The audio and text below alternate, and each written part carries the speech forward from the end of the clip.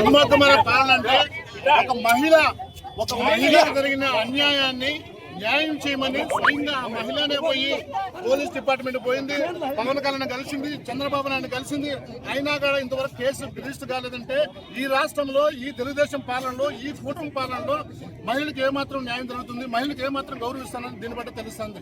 మీరు పైగా అమ్మాయి కంప్లైంట్ తీసుకోకపోగా పైగా తిరిగి అమ్మాయి పైన కౌంటర్ అటాక్ చేసి ఆ అమ్మాయిని క్యారెక్టర్ అసెస్మెంట్ చేసే పరిస్థితి ఉంది.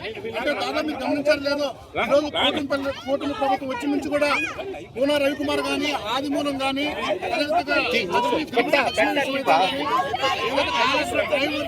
చంపి ఏదైతే చేశారో స్థానిక ఎమ్మెల్యే ఏదైతే ఉందో దాన్ని కూడా పూర్తిగా ఇమ్మీడియట్ గా సస్పెండ్ చేయాలి.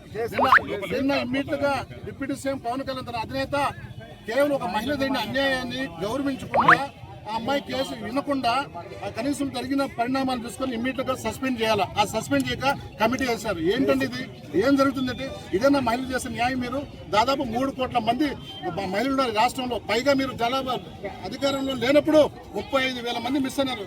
ఆ మాట చెప్పినట్టు ఈరోజు మహిళలు ఏ విధంగా గౌరవిస్తున్నాము? ఇది కీచక ప్రభుత్వం కాదా? ఈరోజు మహిళలకు రక్షణ లేదు, పేదలకు రక్షణ లేదు. మీరు భూదందాలు, భూ కబ్జాలు, వైఎస్ఆర్ సంబంధించిన డిమాండ్ కూడా చెప్పండి. అందరూ కూడా రాష్ట్రంలో పూర్తిగా పాలన గాడి తప్పింది.